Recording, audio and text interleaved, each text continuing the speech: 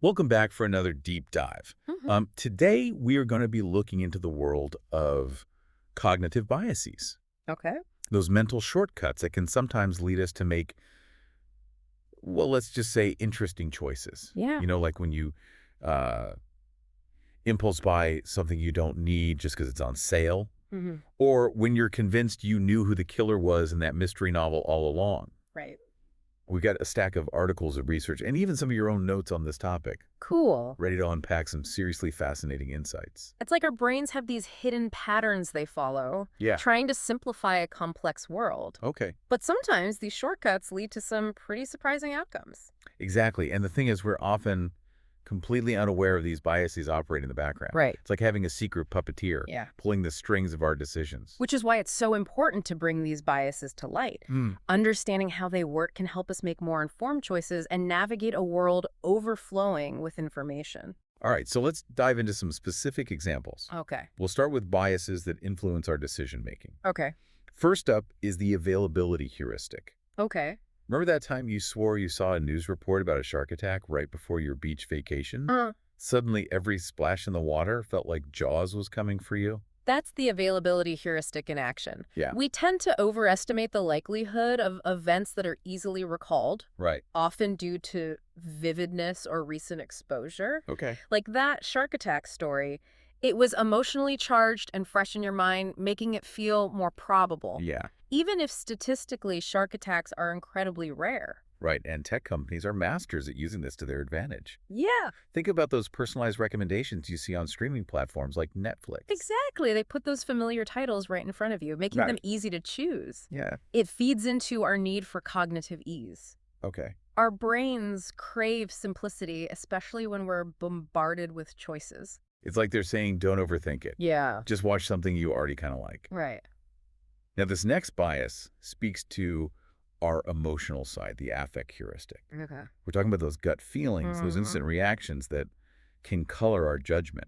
Think about the power of good design. Okay.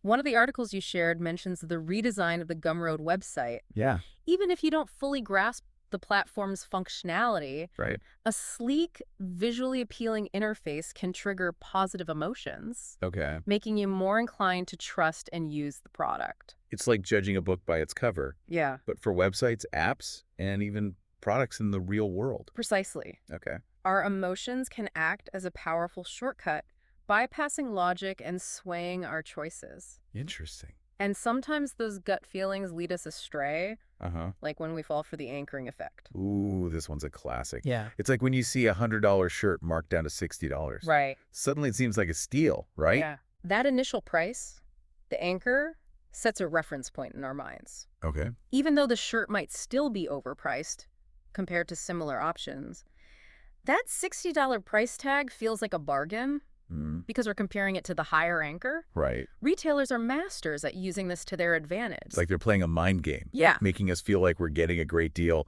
when in reality we might be falling for a clever marketing tactic. Right.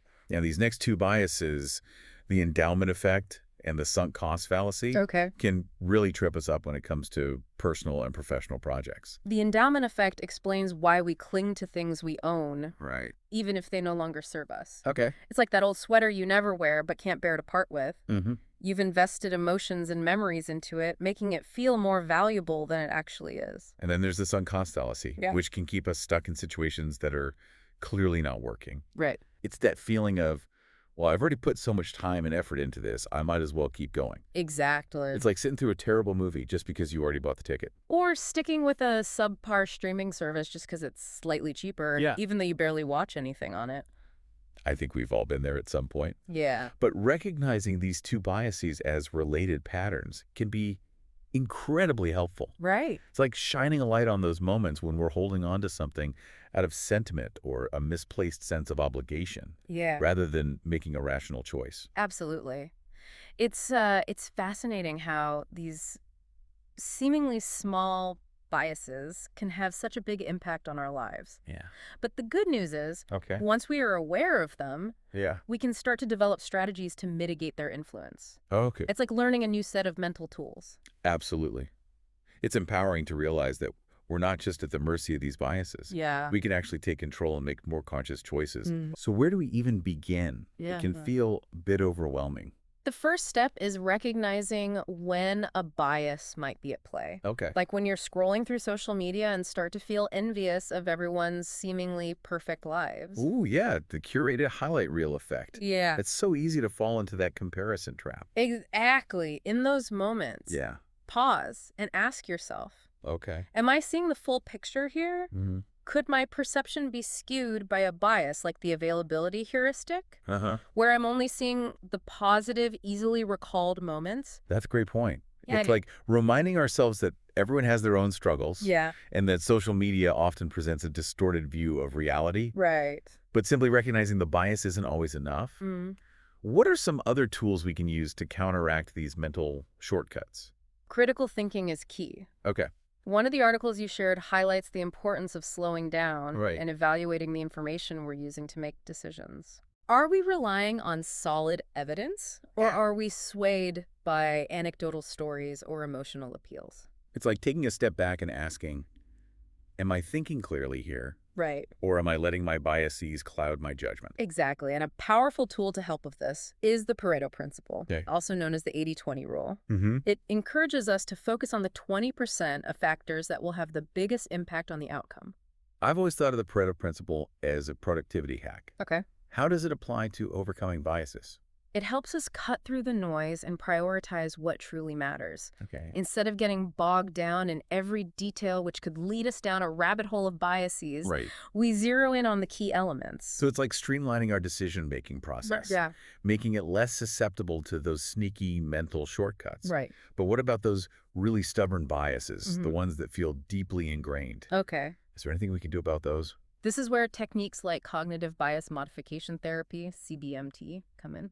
Yeah. I've heard of cognitive behavioral therapy, Yeah. but this sounds even more specific. It is. Imagine a computer-based game designed to help you recognize and challenge your tendency to jump to conclusions. Okay. With repeated practice, you can start to weaken the neural pathways associated with that bias Okay. and strengthen the pathways associated with more objective thinking. Wow. It's like rewiring your brain for better decision-making. Right. That's incredible. But let's be realistic. Yeah. Not everyone's going to go through therapy to address their biases. Right. Are there more everyday practices we can adopt to become more aware and objective? Absolutely. One of the most powerful and often overlooked strategies is seeking diverse perspectives. Okay. We tend to surround ourselves with people who think like us, Right. which can create an echo chamber of biases. It's like those social media algorithms that feed us content we already agree with, Yeah. reinforcing our existing beliefs and making us less likely to encounter opposing viewpoints. Exactly. So make a conscious effort to engage with people who hold different opinions. Okay. Read articles from sources you wouldn't normally gravitate towards, and actively seek out information that challenges your assumptions. It's like that saying, if you're the smartest person in the room, you're in the wrong room. Precisely. Diversity of thought is essential for growth and making well-informed decisions. Yeah. It helps us break free from confirmation bias, Okay. that tendency to seek out information that confirms our existing beliefs. So it's not just about being open to different viewpoints, Right. but actively seeking them out, even if it means stepping outside our comfort zones. That's where the real learning happens. Yeah. When we expose ourselves to different ways of thinking, we expand our understanding of the world Right. and become less likely to fall prey to biases that limit our perspective. Okay, so we've talked about critical thinking, the Pareto principle, and seeking diverse perspectives. Mm-hmm. What other practical tips can help us combat these biases in our daily lives? One powerful tool that often gets overlooked is cultivating emotional intelligence, or EQ. EQ. Yeah. How does that relate to cognitive biases? Well, as we've discussed, many of these biases stem from emotional responses. Okay. Fear, anxiety, the desire for comfort and familiarity. Mm-hmm. All these emotions can cloud our judgment. So if we could develop a greater awareness of our emotional triggers, Right. we can better recognize when they might be influencing our decision. Exactly. It's about creating that space between the emotional response and the action, Okay. allowing us to pause and assess whether a bias might be at play. That pause, that moment of reflection can make all the difference. It gives us the opportunity to engage our rational thought processes and make decisions that are aligned with our goals and values, rather than being driven by unconscious biases. Okay, so becoming more emotionally aware can help us short-circuit those biased responses. Hmm. Are there any specific practices we can adopt to develop our EQ? Mindfulness meditation is a great place to start. It can help you become more aware of your thoughts and feelings without judgment. Right. And practicing active listening can help you better understand the perspectives of others, Hmm. even if you disagree with them. So it's about paying attention to both our internal world, our Mm. thoughts and feelings, Yeah, and the external world, yeah, the perspectives and experiences of others. exactly. It's about cultivating a mindset of curiosity, Okay. empathy, and self-awareness. Yeah. These are all qualities that can help us navigate the world with greater understanding Right. and make more informed decisions. It's like we're training our brains to be more objective and compassionate at the same time. And that's a powerful combination. Yeah. It allows us to approach challenges with a clearer mind, consider different viewpoints, Mm-hmm. and ultimately make choices that are aligned with our values and goals. So recognizing our biases, thinking critically, seeking diverse perspectives, and cultivating emotional intelligence. Hmm. These are all essential tools for overcoming those mental shortcuts and making more conscious choices. Absolutely. This has been incredibly insightful. Yeah. What a fantastic deep dive Yeah. into the fascinating world of cognitive biases. It's amazing how much we've covered in this deep dive. Yeah. We've explored a whole range of cognitive biases, Hmm. from those that affect our decision-making to those that shape our social perceptions. Right.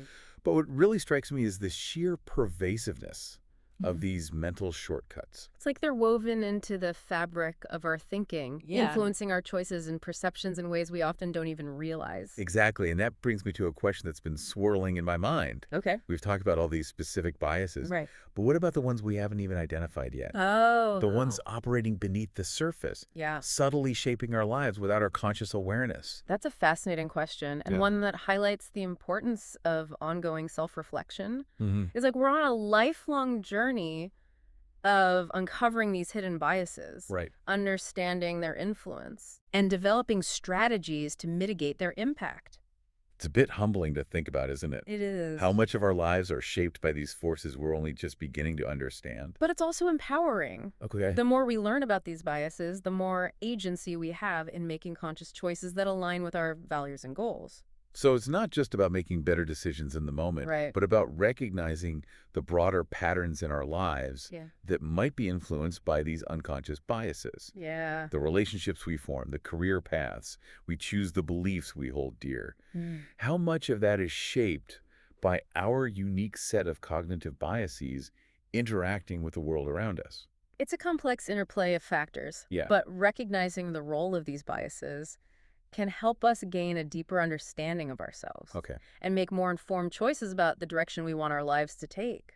It's like we're constantly peeling back layers, Yeah. uncovering new insights about how our minds work and how those processes shape our experiences. Yep. And that's why seeking diverse perspectives is so crucial. Mm-hmm. It's not just about challenging our own assumptions, Yeah. but about recognizing the limitations of our individual worldview. Exactly. The more we expose ourselves to different ways of thinking, Right. the more we can start to see beyond the confines of our own biases Okay. and appreciate the richness and complexity of the world. It's like stepping outside of our own echo chamber Yeah. and realizing that there's a whole universe of perspectives and experiences out there. And that's a beautiful thing. I- It fosters empathy, understanding, and a sense of humility as we recognize that our own way of seeing the world is just one of many.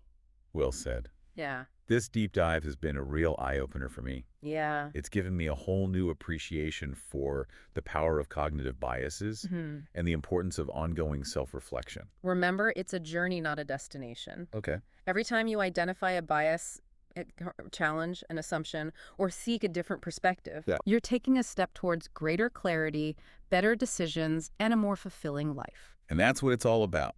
So Yeah. keep exploring, keep questioning, and keep diving deep. Oh, Until next time.